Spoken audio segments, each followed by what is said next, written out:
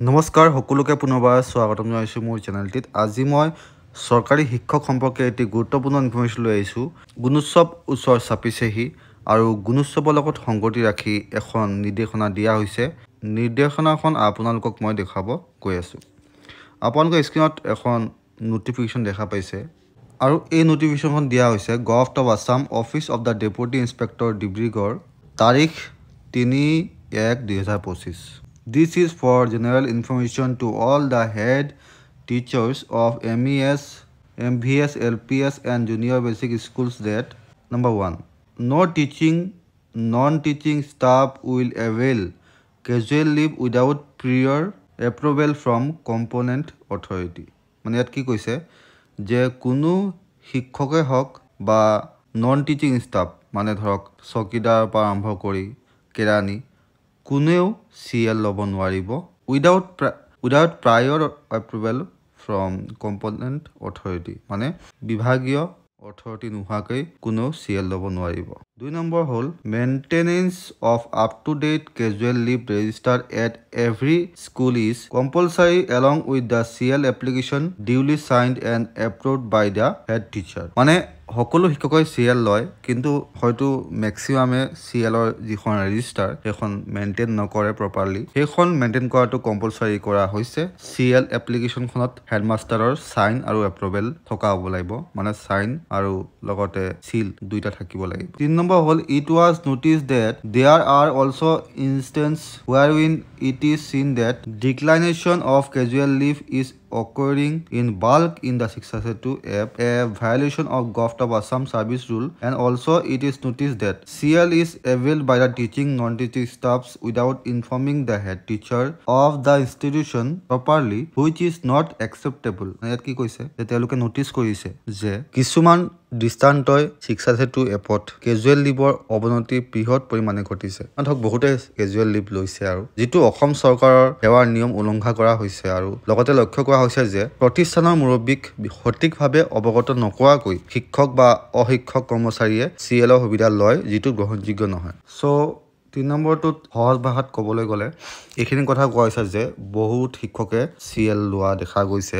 শিক্ষক হওক বা অশিক্ষকে হওক, যোনে নহওক কিয় CL লোৱাৰ যিটো নিয়ম সেইখিনি উলংঘা কৰা হৈছে। আৰু লগতে বহুত শিক্ষকে হেড টিচাৰক নজনাকৈ বা হেড টিচাৰৰ পাৰ্মিশ্যন নোলোৱাকৈ CL লোৱা দেখা গৈছে, আৰু সেইখিনি কোনো পধ্যে এক্সপেক্টেবল নহয় বা গ্ৰহণযোগ্য নহয় বুলি কোৱা হৈছে। 4 নম্বৰ পইণ্টটো হ'ল any employee can avail only 1 CL per month, thus totaling to 12 CLs a year, January to December. এতিয়া বহুতৰ মত এটা কনফিউজন আছিলে যে আমি CL খিনি যে পাওঁ এপ্ৰিলৰ পৰা মাৰ্চলৈকে পাওঁ নে জানুৱাৰীৰ পৰা ডিচেম্বৰলৈকে পাওঁ। এইখিনি কথা আমি ক্লিয়াৰ হ'লো। এতিয়া জানুৱাৰী টু ডিচেম্বৰলৈকে CL ধৰা হয়, আৰু ইয়াত কোৱা ধৰণে এজন এমপ্লয়ীয়ে মাহেকত এটা CL পাব আৰু বছৰত মুঠ 12টা CL পাব। তাতকে আপুনি যদি ভাবে মাহেকত 2-3 CL ল'ব বিচাৰিয়ে যদি এটা নোৱাৰিব, আপোনালোকে আৰ্ণ লিভ ল'ব লাগিব, নাইবা মেডিকেল ইছ্যু হ'লে মেডিকেল লিভ ল'ব লাগিব, কিন্তু আপোনালোকে CL মেক্সিমাম এদিনহে পাব মাহেকত। ইয়াত কোৱা ধৰণে মই কৈছোঁ। 5 নম্বৰ পইণ্টটো হ'ল the head teacher has the authority two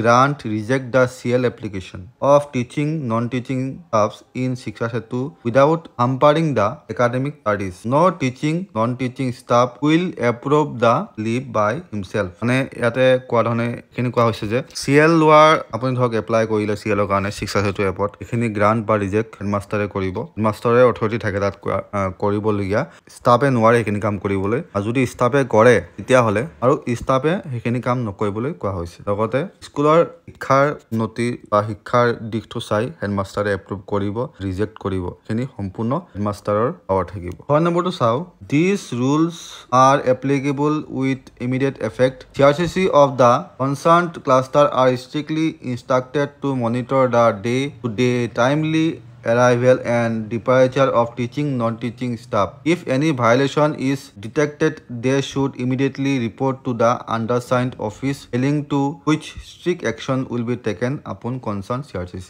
CRCC সকলকো কোৱা হৈছে যে এইখিনি বস্তু তেওঁলোকে তদাৰক কৰিব, নিৰীক্ষণ কৰিব। যদি ভাইলেশ্যন কৰা হয়, যদি CRCC ৰিপৰ্ট নকৰে তেতিয়াহ'লে CRCCৰ ওপৰত একশ্যন লোৱা হ'ব। 7 নম্বৰ পইণ্টটো হ'ল violation of the above rule be found, then concerned head teacher of the school will be answerable and necessary department action will be taken upon him her যদি rule violation কৰা হৈছে তেতিয়াহলে হেডমাস্টাৰ ৰেসপন্সিবল হ'ব মানে তেওঁ জবাবদিহি হ'ব লাগিব আৰু হেডমাস্টাৰৰ ওপৰতো একচন লোৱা হ'ব পাৰে 8 নম্বৰ পইণ্টটো হ'ল if any teaching non teaching staff is found violating the above rules or disobeying the head teacher will immediately inform the concerned office in written যদি দেখে হেডমাস্টাৰে যে কোনোবা টিচিং বা নন টিচিং ষ্টাফে যদি ৰুল ভায়োলেট কৰিছে তেতিয়াহলে হেডমাস্টাৰে ইমিডিয়েটলি কনসাৰ্ন অফিস মানে বিও অফিসত লিখিত আকাৰত খিনি কথা মেনশন কৰি দিব লাগিব 9 নম্বৰটো হ'ল if any teaching and non teaching staff is availing headquarter session leave she will have to submit the casual leave application in office